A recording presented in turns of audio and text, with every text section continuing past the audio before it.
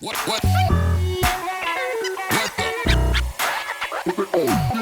All right, here we are, Michael, back again. Once again. For another episode of Does It Bite? So this is a new podcast, if you're just tuning in, that Michael and I are doing every week, courtesy of Bug Tech, where we hope to inform, entertain, educate you a little bit on all things pests.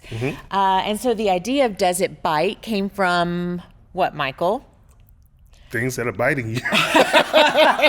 We've talked about one of the biggest things is about pests. In and Yes. of themselves, they are interesting, but what really makes them interesting is how we interact with them, Right. our fears, our concerns, our fascination with. And while we've been talking about bugs that bite, today we're going to talk about rodents. So we don't commonly hear, although I'm sure they can, Yes. about rodents biting. What I do want to talk today is about the biting winter cold. Yeah. Do you like that play there? And how that will drive those rodents into our homes Yes, ma'am. during cold weather. So thank you, Michael, for Yes. visiting with us again. No problem. All right, so let's talk a little bit about rodents. And what do you see this time of year in the Texas Panhandle, West Texas, Eastern New Mexico, the areas where our viewers live? Oh, yes. So this year is a special year for us because we had a lot of rain this year. Yeah. So a lot of the food that these mice, rats, rodents eat is plentiful. Okay. So they were able to eat a lot of food and also reproduce a lot during those summer, spring, fall time. So we have a huge number of rodent population now. So the weather's getting cooler, they get colder, they look for warmer places. And the warmer place is your home or business. So they will start moving in. And because we had so much rain and their food was so plentiful, they're now moving in greater numbers than they usually do. Okay. So now we're seeing an uptake in our rodent infestation levels in homes and in businesses. So yeah, sometimes the mice will tickle your feet while you're sleeping in bed. Don't even go there. I mean, I've heard some stories. Have you really? I've heard some stories that, there was a farmer who lived out on his ranch, and there was In our area. Yes. Okay. And there was a mouse nibbling on his ear while he was asleep. No. Yes. He got up with a shotgun and went hunting for that mouse. Yeah, I mean, and It then reminds me of that scene in Ratatouille where the old lady yes. Oh, goes yes. to blow holes my everywhere. favorite movie. That's one of my favorite movies. I love Ratatouille. So, what would make you don't ever hear about them biting? Yes. So because we've talked about this before, animal behavior or pest behavior is really critical for you to have knowledge of, so that you know Right. how to treat them. So help us understand what's happening Right. here. So rodents will try to make their way to something. That's Okay. what they're doing. They're trying Okay. to make their way to something. So they can chew through almost anything. They chew through sheetrock. They can chew through insulation. They can chew through anything, really. Just try to get to where they want to get to. Sometimes they also chew just to sharpen their teeth. And that's another thing too, that they just chew just to, that's their behavior. Okay, Their okay. behavior is to chew through things. So when we see people with electrical issues in their home and we go up into their attic and there's mouse droppings everywhere, it's probably because the rodents are chewing through the wires to help sharpen their teeth, because most wires are like copper, or like Interesting. the inside of the wire. You usually don't see it, but inside the wire is like a copper or metal type, so they're able to sharpen their teeth. So they'll eat through your electrical lines, your cable lines, your internet lines, and sometimes they're just nibbling just to nibble. Just like a habit or just That's part of what their they do. behaviors. That's just what they do. So let's talk about wintertime, because we do see an uptick in infestations in homes and buildings. They're trying to get warm. Right. They're looking for food. What are some of the signs that you may have rodents in your home or your office? Oh, yeah. So the first obvious thing is that you see a mouse run across your house. My wife is probably going to kill me for saying this, but when we first got married, Yeah. my wife's a big dog person, and I believe dogs should be outside all that fun stuff. But she wanted to bring That our will dogs. be another discussion for another Does It Bite? Right. So we had 3 dogs at the time, and we had a little toy poodle that was my wife's. I married into that one. But anyway, so we had 2 bigger dogs, Jacob and Delilah. Okay. And it was kind of cold outside. We were watching Judge Judy. Me and my wife watched Judge Judy when we were newlyweds, and we were watching Judge Judy. And Jacob was laying in the middle of the floor, and Delilah was laying by our couch over there. And a mouse took off across the floor. Well, my wife jumps up in the chair.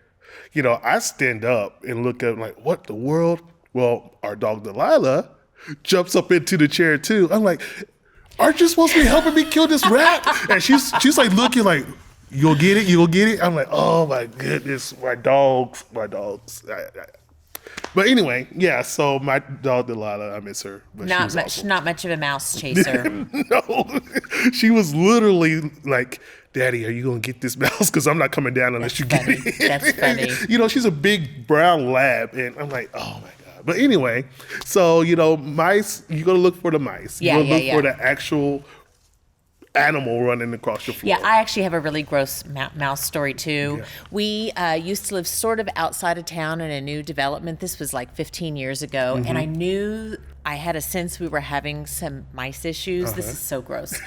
In my kitchen, I had one of those old box lights with a fluorescent light. Right. And you put and we could see the mouse in the light running across on the roof of the kitchen. That's pretty cool. No, it was awful. That's pretty cool. I would love to see that. No, it was awful. It was awful. So what other signs? So you see them? Yes. So you're looking for the actual animal. Okay. But you're also looking for their droppings. They poop a lot. So they're going to be pooping as they're running.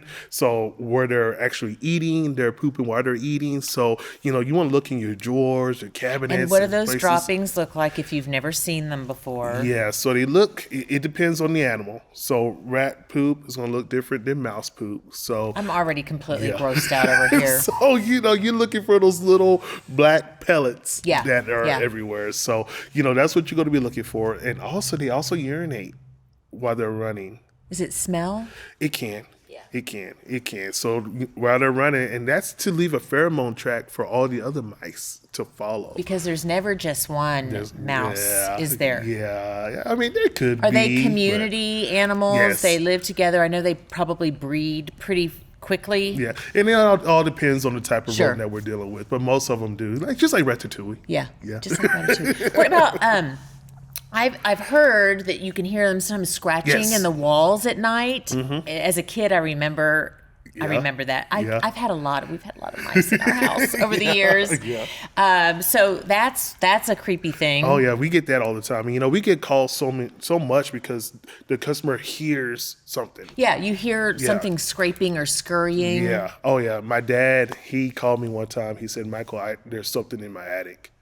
I know there's something in my attic. So I go up there. And it sounds big. When you hear that, it doesn't sound like a mouse that's this. It sounds like, and your imagination grows. Yeah. Oh, yeah. And they scratch, they nibble, and, they make a lot of noise, and you're just like, oh my God, what's up in there? So your dad heard something in the attic. So I had to get up there, crawl through there. And, he did have a little gap from outside into the attic. So we believe that's where a lot of the rodents were getting in. So we sealed that up for them. And my mom hasn't called me and, yelled at me to come kill whatever is in there yet. But so everything's good so far. So you'll see them, you'll hear them, mm-hmm. and you alluded to something there. One of the ways prevention is to find where they're coming in. Yes. Because often that you can seal that, and I guess you have to, because just killing what's in the house or trapping, depending on how you deal with them. You got to figure out where they're coming in. So talk a little bit about that. How do you know where to look? Where do you start? Mm-hmm. So that's a big part of rodent control, is knowing how they're getting into the home, how they're getting into the business. What we do, we would actually walk around the whole home. Okay. We will walk around to see if there's any gaps, any holes, because a mouse can get into any hole that's big enough for its head to get into. Yeah. So tell us, like this? The size of a pencil, like the diameter of a pencil, that big. if they can get their skull through it, they can get the rest of their body through it. Gotcha. So we're looking for holes like that. We're looking for gaps. We're looking for places in the roof line that they can get into. We're looking for places underneath By the the house. chimney, because I had an issue where they were coming in by my chimney. Yeah. Oh yeah. So those places we need to look for, and once we identify those places, then we'll talk to the customer. Yeah. We'll say, we can seal these up for you, or you want to look into sealing those up, because exclusion, that's what we call it. Exclusion is the most important part of rodent control. Keeping them out. Gotcha. If you can keep them out, you won't deal with them on the inside. But as long as you have those places where they can get into, then they're going to continue to get into no matter what we do.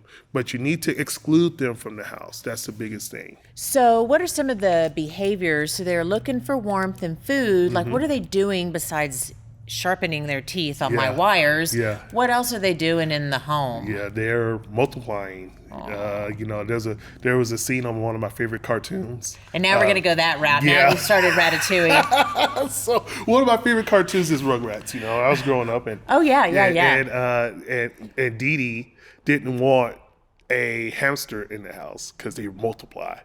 And well, the hamster got loose and the babies got loose. The babies always get loose, and they opened the door and they saw the floor moving. Because of how many of course it's a cartoon, but it was awesome. It was funny, but they do multiply. Mice multiply very fast, very quickly. Wow. And and they do have a large family. Yeah, I think I actually have a statistic on this nice. for us. On average, the litter size will range from 6 to 8 pups. I didn't realize that mice were called pups.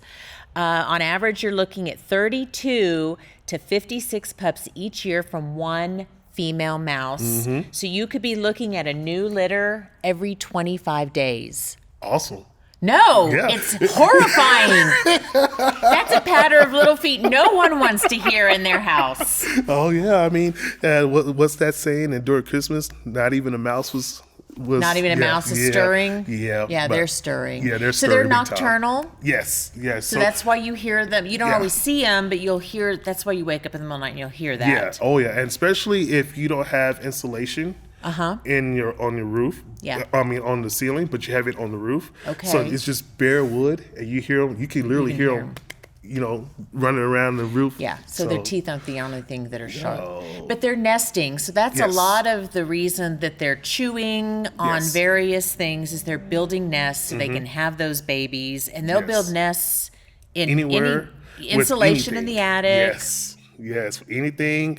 And I found a litter Yeah. of mice in a garage. And they were itty bitty things, really cute things. But they made it out of the paper mache. Oh, yeah. Yeah, I guess there was a pinata or I was something gonna in say, there. like a pinata. Yeah, it was a pinata or something in there, and they literally made a nest out of that Wow, material. wow. So, and there was probably about They 7 can of get them like in there. in your clothes drawers. Yes. And they'll nest Yes. in there. Yes, it's a warm place. Your sweater isn't the only thing keeping you Yeah. warm. It's keeping those mice warm too. And then really the other thing is the food portion of it. Yes.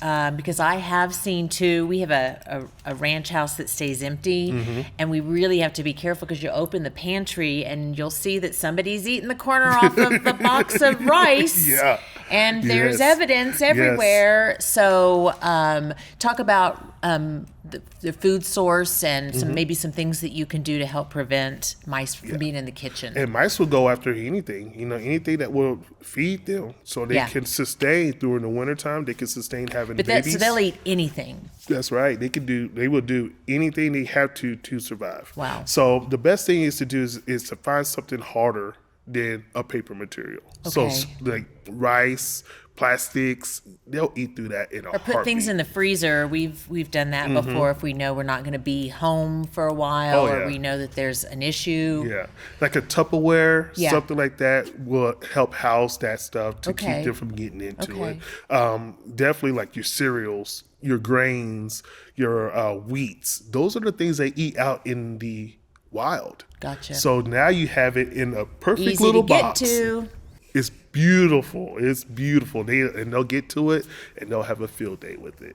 Awesome. Well, Michael, thank you so much for talking about rodents with us. No problem. When we come back next time on Does It Bite, we'll dive a little further into this because I'm very curious about rats and some of the other small creepy crawly creatures that like to find a haven when it's cold outside. So don't miss next week's episode, Does It Bite? Thanks, Michael. No problem.